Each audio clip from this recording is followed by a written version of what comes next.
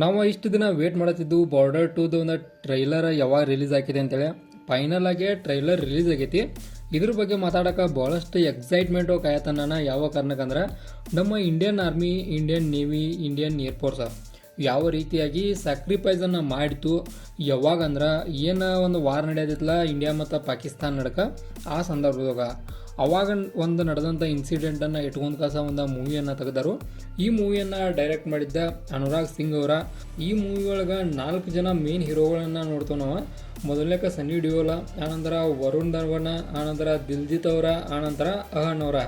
Total ಆಗಿ 4 ಜನರನ್ನು ಒಳಗೊಂಡಂಥ ಬೆಸ್ಟ್ ಆಫ್ ಬೆಸ್ಟ್ ಮೂವಿ ಇದಾಗೋ ಚಾನ್ಸ್ ಐತಿ.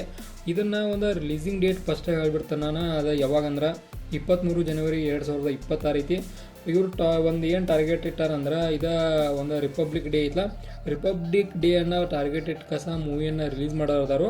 ಆಬ್ವಿಯಸ್ಲಿ ಇದು ಗುಡ್ ಕೂಡ ಆಕೈತಿ. ಯಾವ ಕಾರಣಕ್ಕಂದ್ರೆ ಒಂದು ಇವೆಂಟ್ಗಳು ಇದ್ದಂಥ ಸಂದರ್ಭದಾಗ ಮೂವಿಯನ್ನು ರಿಲೀಸ್ ಮಾಡಿದ್ರೆ ಡೆಫಿನೆಟಾಗಿ ಒಂದು ಹೈಪ್ ಕ್ರಿಯೇಟ್ ಮಾಡೋ ಚಾನ್ಸ್ ಇರ್ತೈತಿ. ಆ ಕಾರಣಕ್ಕೆ ಇದೊಂದು ಬೆಸ್ಟ್ ಮುನ್ನಡೆ ಅಂತ ಹೇಳ್ಬೋದು ನನ್ನ ಪ್ರಕಾರ. ಆನಂತರ ಇನ್ನು ಟ್ರೈಲರ್ ಬಗ್ಗೆ ಮಾತಾಡೋಣ. ಟ್ರೈಲರ್ ಮಾತ್ರ ಸೈಕ್ ಆಗಿತ್ತು ಅಂತ ಹೇಳ್ಬೋದು. ಟೋಟಲ್ ಆಗಿ ಏನು ಯೂಸ್ ಮಾಡಿದಾರಲ್ಲ VFX, ಆನಂತರ VFX ಮ್ಯಾಗ ಭಾಳಷ್ಟು ವರ್ಕ್ ಮಾಡಿದ್ದಾರೆ ಅಂತೇಳಿ ಎದ್ದು ಕಾಣಿಸ್ತೈತಿ.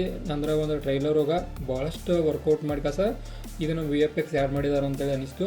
ಆನಂತರ ನಮ್ಮ ಸನ್ನಿ ಡಿಯೋಲ್ ಅವರ ವಾಯ್ಸ್ ಆಗಲಿ, ಆ್ಯಕ್ಟಿಂಗ್ ಆಗಲಿ ಒಂಥರ ಜೋಶ್ಫುಲ್ ಇತ್ತು. ಜೋಶ್ಫುಲ್ ಆ್ಯಕ್ಟಿಂಗ್ ವಿತ್ ಜೋಶ್ಫುಲ್ ವಾಯ್ಸ್ ಅಂತ ಹೇಳ್ಬೋದು ನಾವು.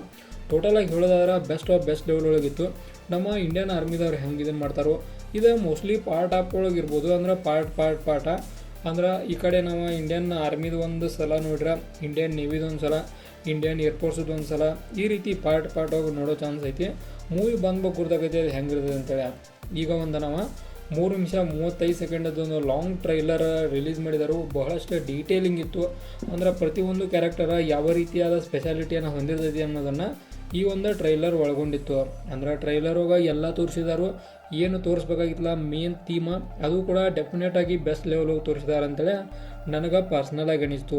ಓವರಾಲ್ ಆಗಿ ಒಂದು ಟ್ರೈಲರ್ನ ನೋಡ್ಕಸ ಈ ಒಂದು ಟ್ರೈಲರ್ಗೆ ಸ್ಟಾರ್ಗಳನ್ನು ಕೊಡೋದಾದ್ರೆ 5 ಸ್ಟಾರ್ಗೆ 5 ಸ್ಟಾರ.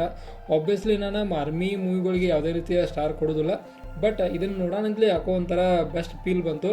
ಆ ಕಾರಣಕ್ಕೆ 5 ಸ್ಟಾರ್ಗೆ 5 ಸ್ಟಾರ. ಇಂಡಿಯನ್ ಆರ್ಮಿ ಮೂವಿಗಳಿಗೆ ಯಾಕೆ ಸ್ಟಾರ್ ಕೊಡೋಲ್ಲ ಅಂದ್ರೆ ಸ್ಟಾರ್ ಕೊಡೋರು ದೊಡ್ಡವ್ರು ನಾವಲ್ಲ, ಆರ್ಮಿಗೆ. ಆ ಕಾರಣಕ್ಕೆ ಇದಾಗಿತ್ತು ನಮ್ಮ border 2 trailer review. Video informative ಮಾತ್ರ ಒಂದು ಲೈಕ್ ಕೊಟ್ಟು ಸಪೋರ್ಟ್ ಮಾಡೋದನ್ನು ಮರಿಬೇಡ್ರಿ.